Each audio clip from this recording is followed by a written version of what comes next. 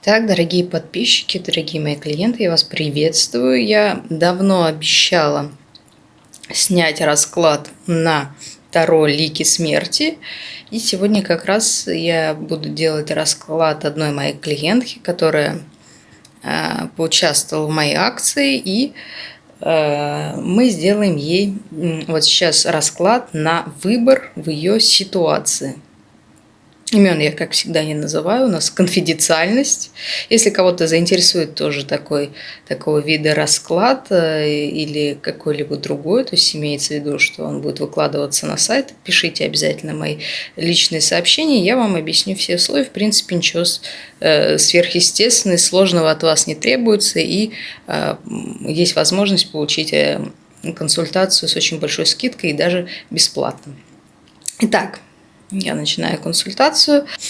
Итак, вы запросили у меня выбор на уходить ли из колледжа или оставаться в своем колледже, как поступить и какой из вариантов будет лучше. Я сделала свой авторский расклад на выбор. Здесь мы видим два варианта. Сейчас я буду потихоньку все объяснять, что выпало и какая вообще информация, энергия идет. Тоже буду комментировать. Значит, мы сейчас смотрим первый вариант. Это колледж, где вы сейчас находитесь. Выпадают такие карты. Двойка, второй старший аркан, жрица. Дальше у нас идет 16-й аркан, башня и паж жезлов. Что хочу сказать. Значит, информация такая, это что у нас происходит сейчас в старом месте, да, в старом колледже, и как будут там развиваться события, вот примерно такая, что там идет. Значит, знания там дают, знания дают неплохие, но есть такое, что бегать никто не будет. То есть за знаниями надо добиваться, искать информацию, требовать, чтобы позанимались, требовать, чтобы проверили задания. То есть никто не будет ходить там, следить, никакой жесткой такой дисциплины нет. То есть нужно немножко проявлять здесь инициативу. Я вот так камеру поверну, а то отсвечивают карты, извините. То есть никакой инициативы от руководства, от преподавателей нет. Более того, сейчас какая-то не очень стабильная там ситуация.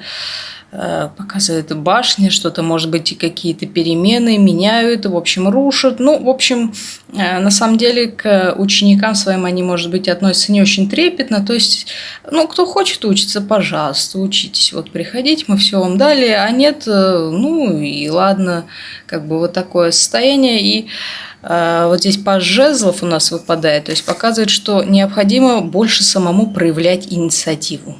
Больше самому, больше бегать, больше просить, больше там где-то на каких-то побегушках быть, там что-нибудь принеси, подай, для того, чтобы, может быть, обратили внимание, может быть, как-то заметили. То есть никто не будет здесь смотреть на великий какой-то талант, умение для того, чтобы обратить внимание. Здесь надо именно своими ножками, своим трудом как-то вот зарабатывать себе репутацию. То есть, но обучение неплохое, обучение идет. Единственное, что вот башня, это, видимо, потому что хочется уйти оттуда еще, да, вот читается такая энергия. Ну и также это как бы учебное заведение, и также показывает, что, может быть, оно и не в очень таком стабильном каком-то сейчас состоянии. Знания дают, знания неплохие будут давать, замечательно, но нужно проявлять инициативу, бегать самому, просить. Там, может быть, как-то подмазываться, я не знаю, подарки дарить, что-то еще такое. Дальше. Если оставаться в этом колледже, как будет проявлена социальная сфера? Ну, здесь выпадает девятка пентаклей. Это очень хорошее, это значит, что в социальном мире вы там очень хорошо реализованы. У вас очень много друзей, очень много поддержки. Возможно, они дружат даже из-за какой-то выгоды, да, очень много ресурсов вы обладаете. То есть вы самостоятельно можете там существовать, делать какие-то проекты, делать дела. То есть вам не нужно для этого вообще просить чьей-то помощи, а вот для других вы даже очень полезны, потому что девятка пентаклей – это вообще карта самостоятельности, самодостаточности. То есть в социальной сфере здесь очень, ну, даже не уважают, но будут держаться, никто не будет обижать, будут общаться, очень хорошие стабильные связи. То есть есть там, видимо, и друзья какие-то, и коллеги, которые никогда не предадут, поддержат, всегда будут рядом, но, в принципе, даже здесь вообще полная самостоятельность и автономность, то есть вообще все замечательно. Но в карьерной сфере, если там оставаться, как сложится дальше судьба, это был вопрос. Тройка жезлов выпадает, вот такой кораблик, его тянут на цепях. Я бы сказала, очень тяжелый идет от него, тяжелая прям вообще энергия такая, то есть медленным шагом, медленными какими-то действиями будет идти профессиональное развитие. То есть никакого пинка свыше здесь не будет. По чуть-чуть, потихонечку, очень лениво. То есть все на самостоятельных каких-то вот началах, опять же, как я и говорила. То есть медленно, не спеша, да, будет рост, будет. Какой будет труд? Если будет много труда, да, собственного, много вложений, много инициативы, то и будет такой результат. Вот я бы сказала так. То есть вот такая карта, то есть никакого прям неплохо, это неплохо. Это хорошо тоже, в принципе, да, рост есть какие-то достижения, но ничего такого, каких-то там звезд с неба хватать не получится. Вот так давайте скажем. Так, переходим к нижней части. Здесь у нас показывается, от чего придется отказаться, если остаться в первом колледже, да. Здесь у нас сидит такая дама с завязанными глазами, над ней 9 мечей, вокруг нее бродят тени, она их не видит и вообще не понимает, что происходит. Я бы сказала так, что нужно снять розовые очки. Да. Дама сидит, она она не видит ничего, что происходит, она уже себе там напридумывала. Бояться, ей не бояться, она даже не видит, какая над ней нависла угроза там, может быть, да. То есть она может думать о чем угодно. Ну, о чем это говорит? Значит, очень много страхов, фобий, каких-то непонятных надумок, возможно, даже нереальных. Нужно открыть глаза и посмотреть, что происходит. Возможно, в какой-то ситуации вы себя ведете не очень адекватно, не очень правильно. И не мешало бы как-то трезво оценить эту ситуацию, поглядеть на нее с другой стороны, то есть снять очки, то есть не надеяться, там кто-то что-то пообещал, кто-то что-то.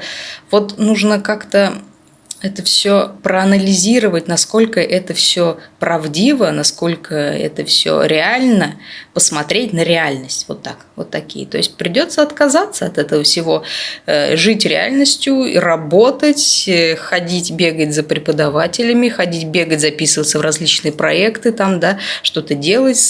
И это вот у нас получается вот такой вариант. В то же время, какие испытания будут? Ну, вот здесь такой человек, 6 мечей выпало. 6 мечей – это неплохая карта, это, да, карта победы маленькой, но как бы у победителя, вот он победил кого-то врага, да, и за ним все идут. То есть испытание это надо будет реализоваться, что-то доказать. То есть придется постоянно вот этим всем заниматься, то есть постоянно вот переступать, может, через себя, там, доказывать что-то, делать успешные проекты, чтобы видели результат. Вот, так скажем, результат видели. Вот такие будут испытания там. И еще я здесь добавила из Таро теней, защиты чародеев. В принципе, показывает эта общая карта, что неплохие здесь условия для собственной реализации, для социального какого-то общения.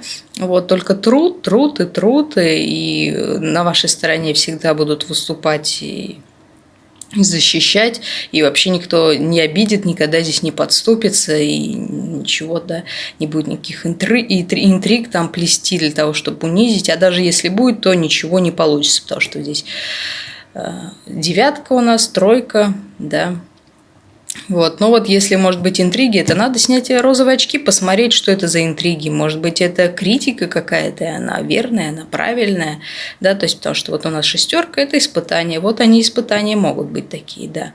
Но это как бы в любом коллективе, да, в любом таком социальном учреждении есть. В любом случае кто-то кому-то не нравится, кто-то что-то, да, там придумывает, то есть… Вот такая ситуация у нас обстоит в первом колледже, в котором вы сейчас находитесь. Мы переходим ко второму. Значит, что у нас здесь выпадает? Тут карта отсвечивает, я смотрю в камеру, видно ужасно просто. Я, конечно, прошу прощения. Видимо, такое у них покрытие. Значит, здесь у нас паж, опять паж. Паж мечей, иерофант и 4 монет. Да. Ну что, здесь вы тоже паж, тоже новичок, тоже ученик, но, возможно, здесь будут требовать больше интеллектуальных способностей, чем вот каких-то вот, да, побегушек. Здесь больше будут опираться на знания, на умения, да, то есть нужно тоже уметь ответить за себя. Уметь ответить за свои знания, не просто там, я там принесу вам почту, кофе сегодня принесу, вы мне поможете. Но иерофант, значит, и 4 монет, о чем это говорит? Здесь, в отличие от первой ситуации, от жрицы, здесь будут давать знания и контролировать их исполнение очень-очень серьезно.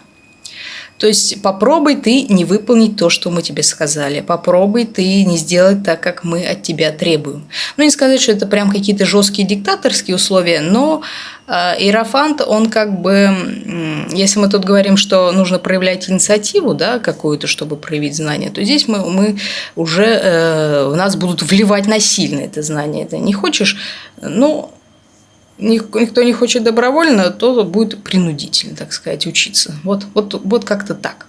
И также 4 монет, причем здесь 4 такая у нас кровавая, я хочу заметить, значит, о чем это речь. Это не знаю, что кого-то убьют, это не пугайтесь.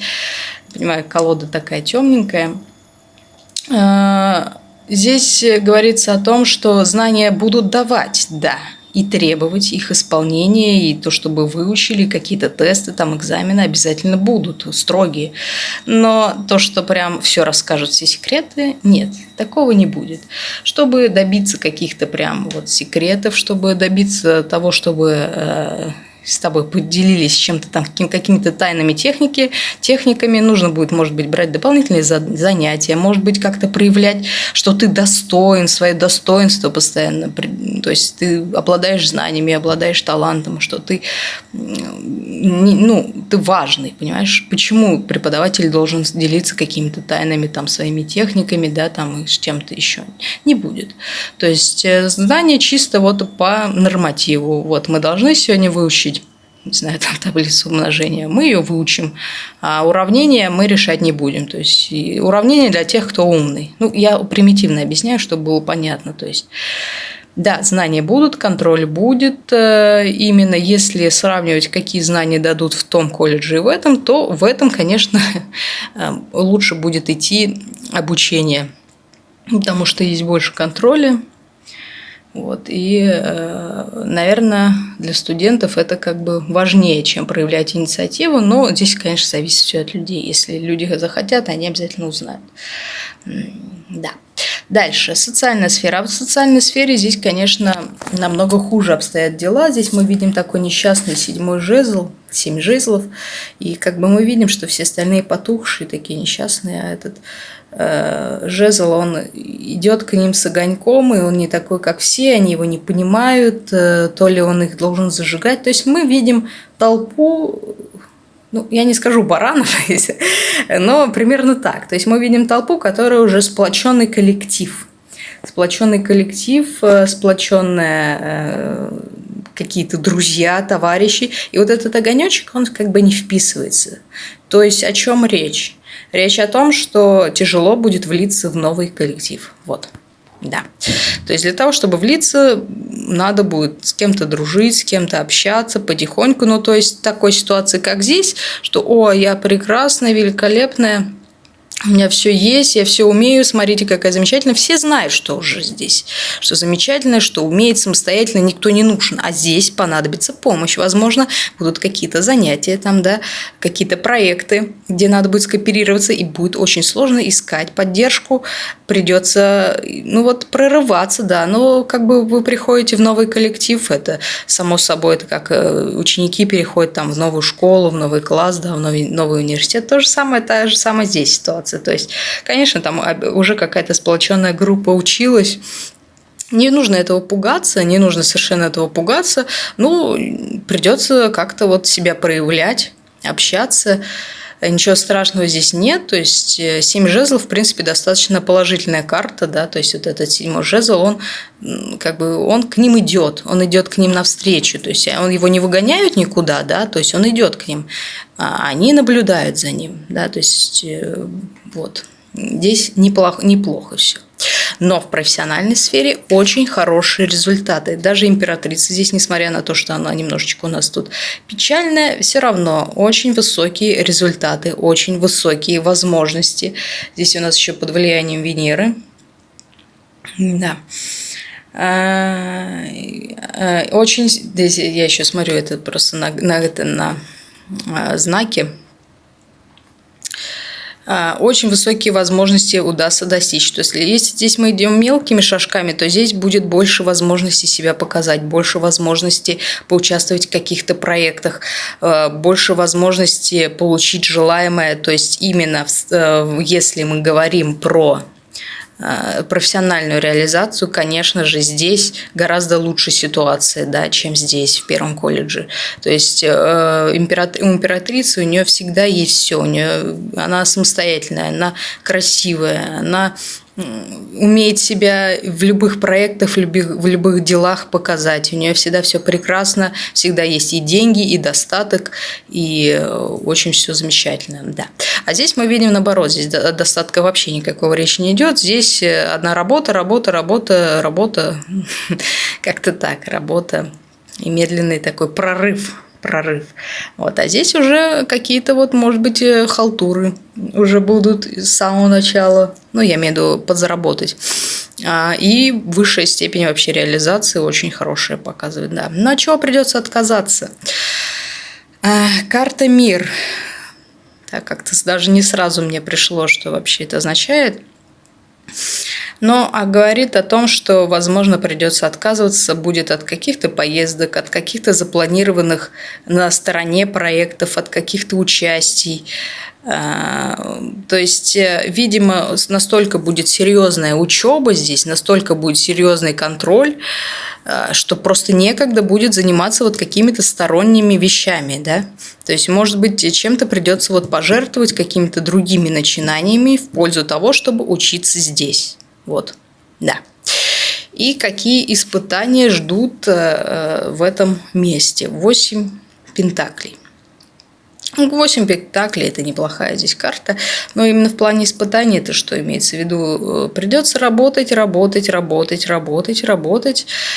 Не так, как здесь. Здесь именно нарабатывать собственные ресурсы, вот так я скажу. То есть, если это проект, то надо будет сделать так, чтобы было что показать, сделать много проектов, стать самостоятельным. То есть, это именно как... То есть, испытание именно само заключается в том, чтобы наработать эту самостоятельность. Ну, в принципе, здесь и вот и в социальной, и как бы в профессиональном мы видим, что идет рост, что есть набрать знаний. То есть, нужно будет вот как-то вот здесь еще они по кругу, да, так расположены, то есть нарабатывать материал, нарабатывать знания. Я бы не сказала, что это прям какие-то там жуткие испытания, это, в принципе, стандартные такие вещи, которые люди проходят, ну, я не знаю, в какой-то деятельности, да, то есть всем нужно наработать какие-то знания, какие-то ресурсы для того, чтобы двигаться дальше. Ну и как бы да, здесь путь к самодостаточности, вот какое будет испытание. То есть это хорошо, мне кажется, даже. Вот, то есть это не значит, что будет кто-то забирать деньги откуда-то, это наоборот, для того, чтобы реализация. Да, я еще добавила здесь на Таро теней. Здесь у нас, к сожалению, выпала карта.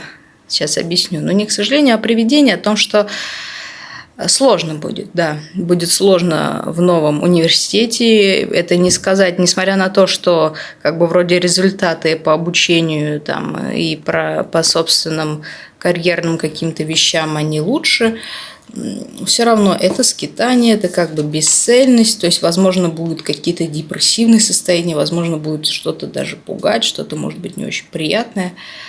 Но я не скажу, что прям это плохо ужасно, да, то есть нужно будет преодолевать вот такие всякие вещи, испытания для того, чтобы влиться в новый коллектив, набрать знания, зарекомендовать себя перед преподавателями, да, то есть они же видят вас впервые, они не знают, что вы умеете, ответственны вы, не ответственны. То есть здесь вот речь об этом, может быть, немножко такое депрессивное состояние, вот какие-то вот эти такие скитания, непонимание вообще, чего происходит, это есть, да. И общий совет карт, ну, как ни странно, здесь выпало двойка мечей, то есть карты вообще выбора. То есть нужно все четко, безэмоционально выписать прям, без каких-либо там меня здесь обижают или что-то еще, а именно факты выписать. Рационально посмотреть на каждую ситуацию с разных сторон. Это как бы совет именно сам карт, потому что выбор делает человек, а карты лишь советуют, как поступить. Надо посмотреть на каждую ситуацию рационально, осознать, снять розовые очки, осознать, что делаем мы здесь не так, а здесь, может быть, понять, что придется отказаться от каких-то возможностей и делать это в пользу, понять, что важнее, социальные какие-то, да, вещи. Вот, то, что здесь есть друзья, поддержка, или все-таки карьерные достижения, потому что во втором случае они у нас выше. Вот такой у нас получился замечательный расклад. Если будут вопросы, обязательно меня спрашивайте. Пока что я с вами прощаюсь.